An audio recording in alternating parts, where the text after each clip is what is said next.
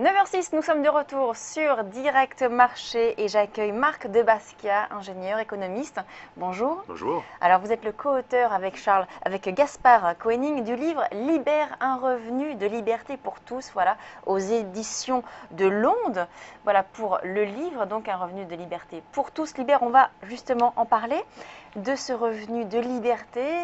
Tout d'abord, la Finlande va expérimenter justement, là elle est en train d'expérimenter un système de revenu universel, c'est-à-dire une allocation de base versée à tous d'un montant de 1000 euros. C'est ça, un concept de revenu universel, vous appelez ça vous le revenu de liberté, que vous expérimentez, en tout cas dont vous parlez dans ce livre.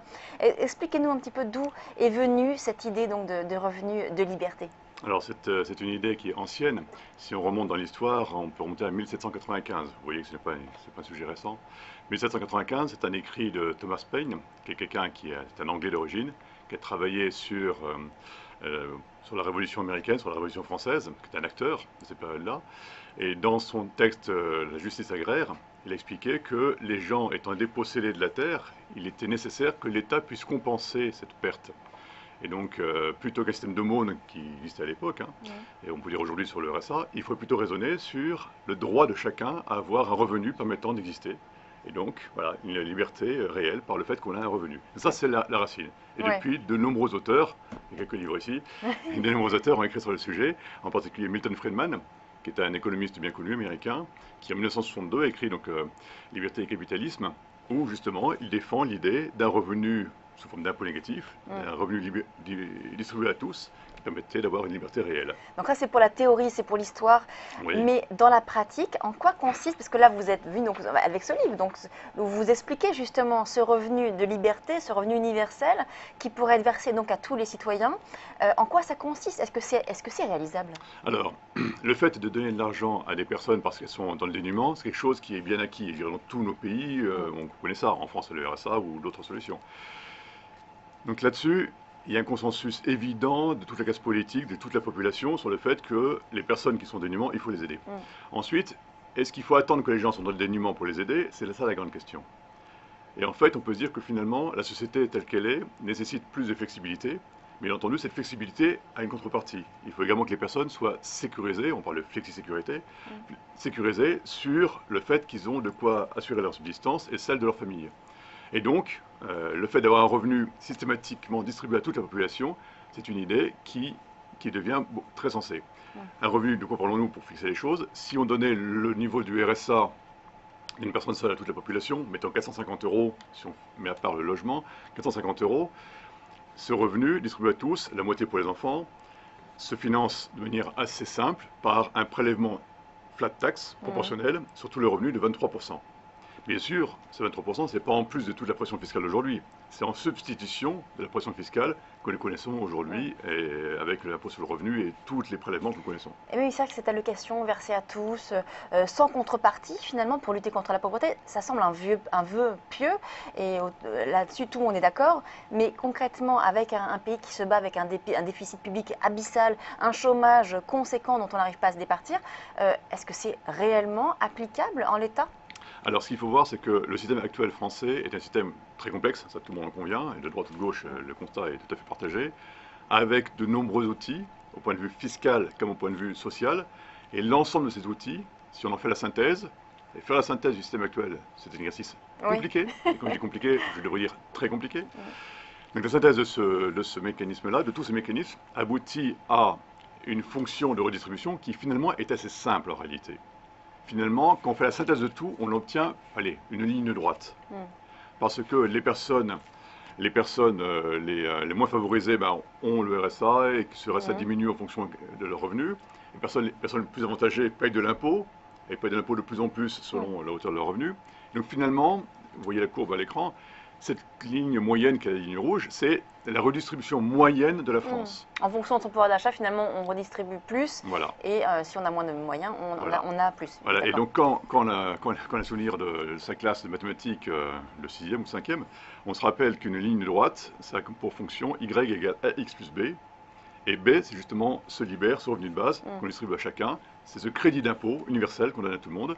Et le AX, EA, c'est la flat tax de Mais alors, 23%. concrètement, ça se passerait comment? Si on passait à cette allocation, donc Mhm. ce revenu de liberté pour tous, donc versé à tout le monde, hein, que ce soit tout le les monde. bas revenus comme les hauts revenus, Absolument. ça ferait quoi concrètement dans la société et surtout comment est-ce que vous l'appliquez? Alors, très concrètement, c'est un crédit d'impôt.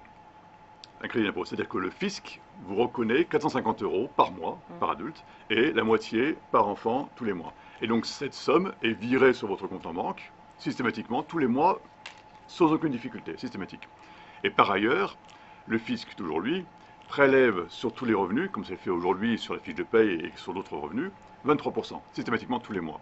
Donc vous avez bien quelque chose qui est en deux mouvements, ce crédit d'impôt distribué à tous, ce prélèvement de 23% sur tous les revenus, qui, les deux s'additionnant, forment cette fameuse ligne droite. Alors, on a plusieurs personnes hein, qui sont, par exemple, pour une réforme fiscale. Hein. On parle beaucoup de l'impôt sur le revenu actuellement, qui serait payé par tout le monde, parce qu'aujourd'hui, on n'a que finalement 45%, hein, 46% qui payent cet impôt sur le revenu. Est-ce qu'avec finalement ce revenu de liberté, est-ce que ça changerait un petit peu la donne sur l'impôt sur le revenu? Est-ce que vous êtes d'accord, vous, par exemple, avec ce principe de faire en sorte que tout le monde paye l'impôt sur le revenu? Mais si nous faisons une nation, si nous faisons un corps social homogène, il est certain que le fait que chacun reçoive ce revenu universel, c'est un moyen d'intégration de la population. Mais également, le fait de payer de l'impôt, c'est je suis acteur de ma société, je participe à hauteur de mes moyens à la société, et donc il est assez légitime de dire que chacun doit payer l'impôt à hauteur de ses moyens, bien entendu. Donc vous êtes pour justement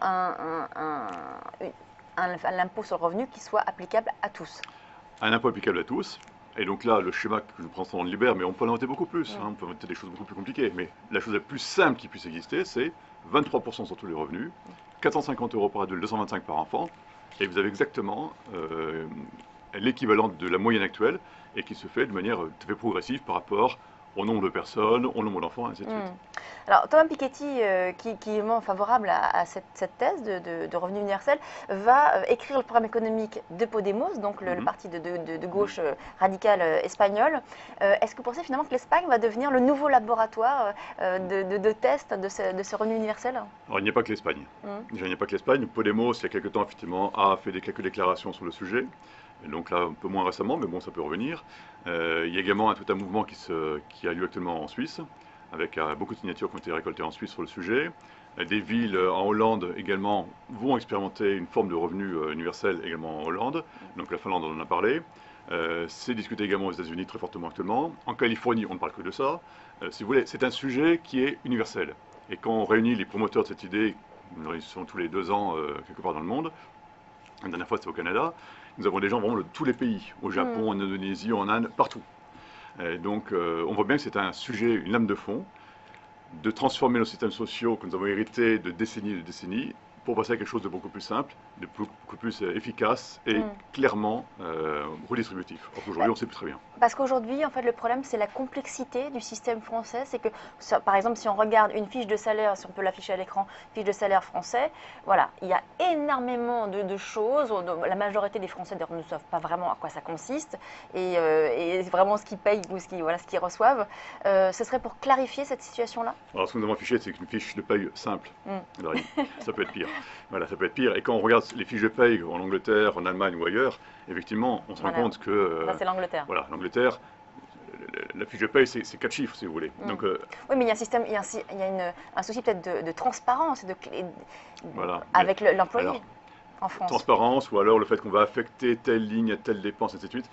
C'est assez peu cohérent avec la philosophie même de l'État qui est de dire, voilà, j'ai des ressources financières que j'utilise au mieux des besoins de la population et donc je n'ai pas forcément besoin d'affecter telle ressource à tel emploi. Ça, c'est quelque chose qui, effectivement, heurte un peu un principe de base de l'État.